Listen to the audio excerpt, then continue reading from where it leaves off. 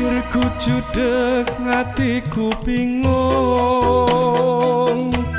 waro langitku kang katon mendung. Assalamualaikum warahmatullahi wabarakatuh. Jumpa lagi dengan Haji Sun. Hari ini luar biasa. Semoga panjenengan semua dalam kondisi sehat walafiat, tidak kurang suatu apapun.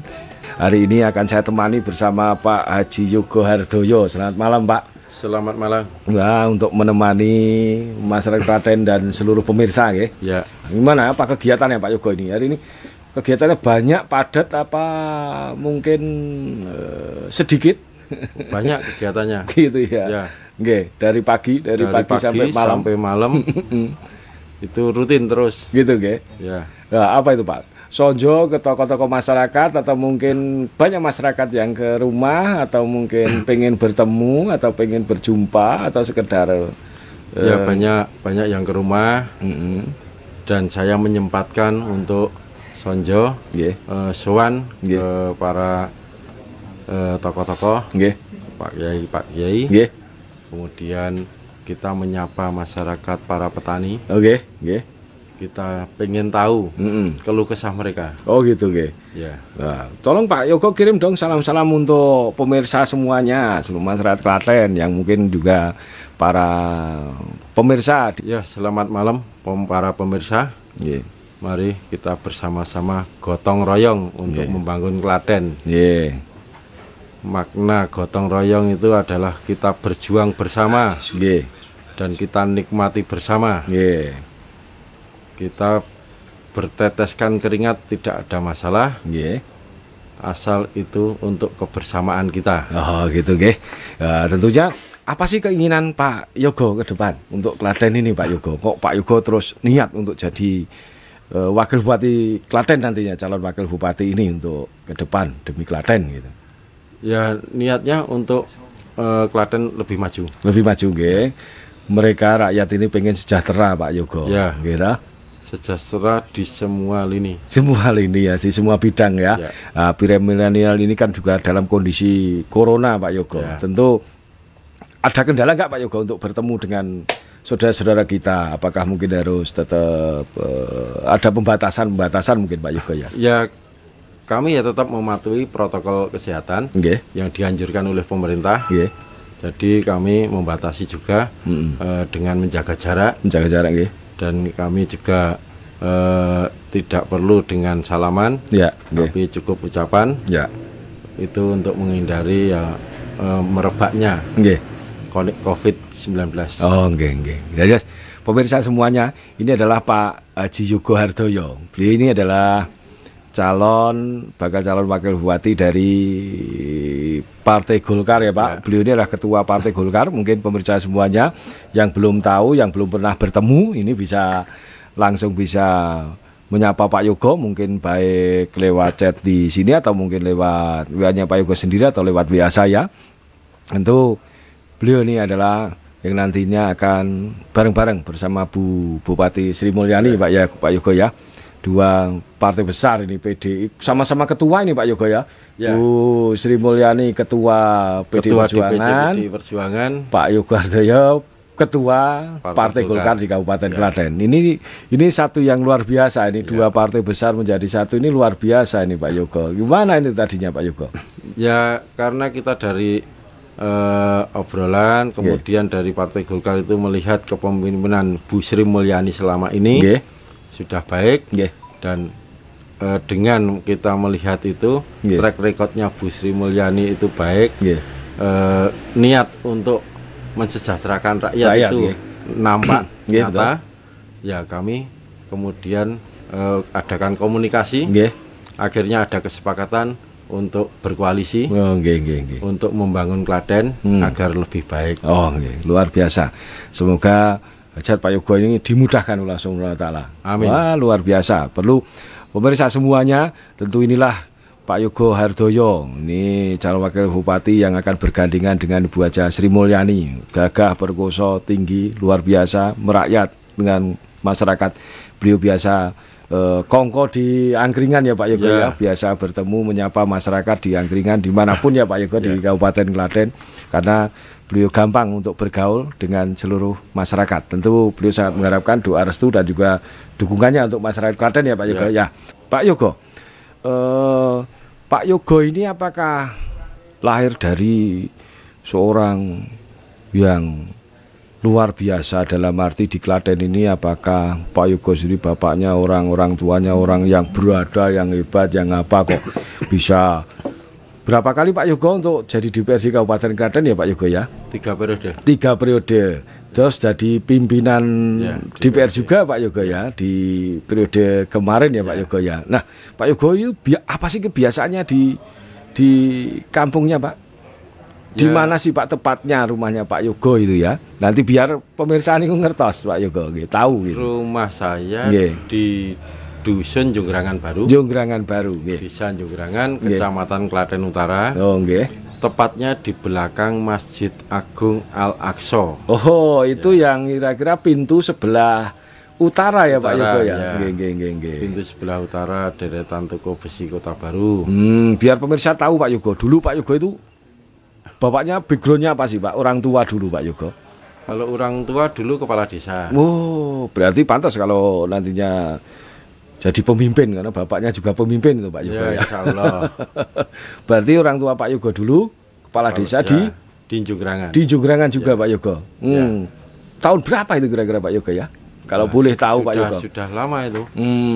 Tahun 70-an kalau. Oh, 70-an Pak Yogo ya. Tapi ya berapa periode itu gitu masih berlaku aturan yang lama itu. Masih 10 tahun itu. Bisa berkali-kali Pak Yogo. Karena dulu mungkin belum batasan ada 2 kali atau 3 kali periode ya Pak Yogo ya. Belum Tapi tetap dulu ya rumahnya di sekitar Pak Yogo itu, atau tepatnya di rumah Pak Yogo, atau beda rumah Pak dari tempat Pak Yogo itu Pak sekarang Pak? Beda dukuh. Beda dukuh. Kalau orang tua di Dukuh Jonggrangan, saya di Dukuh Jonggrangan Baru. Berarti sama-sama di Jonggrangan juga. Kelurahannya atau desanya sama. Ini Pak Yogo ini kebetulan beliau juga putra dari kepala desa, Pak Kepala Desa Jonggrangan dulu, dan beliau mungkin sudah sowan Bapak Ibu sudah almarhum. Oh nggih, mugi husnul khotimah Pak Yogo. Ya, luar biasa. Jadi beliau juga lahir dari perangkat. Orang tuanya backgroundnya perangkat.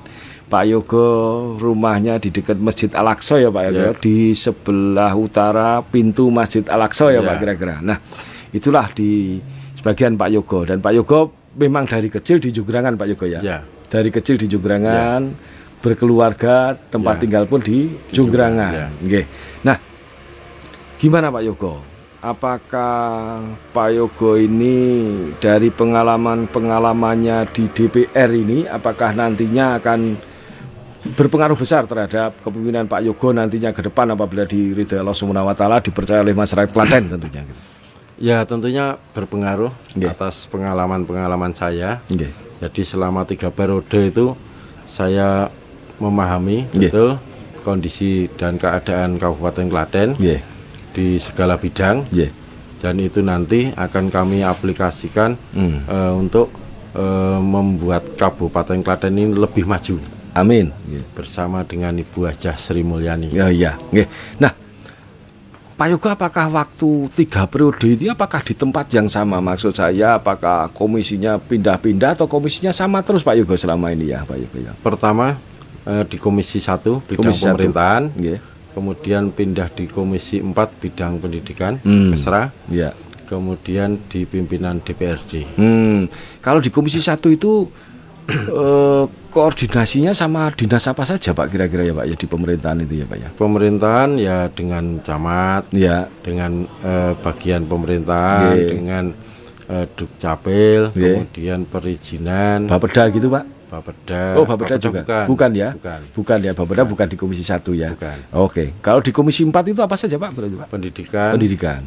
Pendidikan, Kesra, kemudian kesehatan, kemudian dinas sosial, dinas tenaga kerja. Banyak. Berarti Pak Yogo ini juga sudah berpengalaman. Di samping beliaunya ini sudah berkarir di politiknya juga ngetop.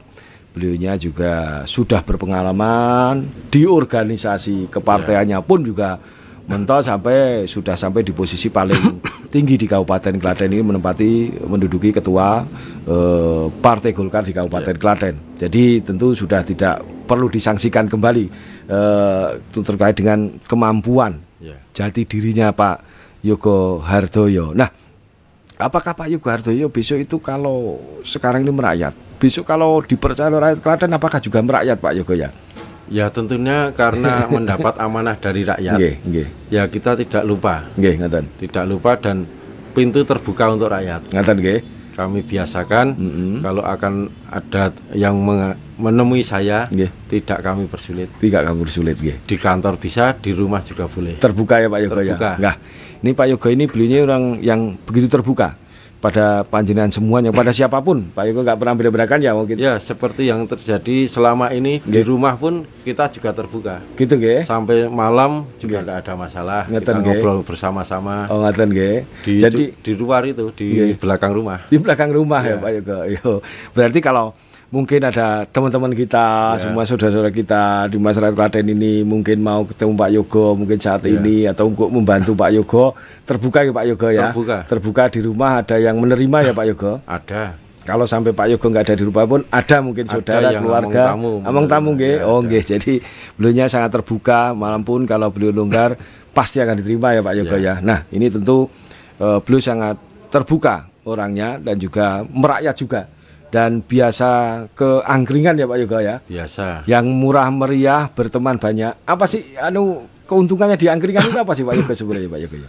Ya sebenarnya kan saya itu di angkringan itu cuma pengen ketemu dengan masyarakat. Teman-teman semuanya nggih, saudara kita. Rileks, santai tempatnya. Dan di situ yang terutama lapisan bawah ada. Lapisan bawah nggih. Di mana di masyarakat kita itu yang lapisan bawah itu untuk ketemu dengan pemimpinnya aja susah. Sulit nggih. Lah, saya mencoba untuk mendekat. Nggih. Untuk mendekat, mendengarkan dan mencarikan solusi. Oh, oke. Betul, sip. Nah, itu berarti banyak hal ya Pak sebenarnya yang didapat dari kita wedangan di angkringan ini banyak hal sebenarnya karena berbaur semua masyarakat baik kalangan atas, kalangan bawah pun semua di situ nggih istilahnya nggih. Jadi happy saja ya Pak Yogo ya. Pikirku judek ngatiku bingung.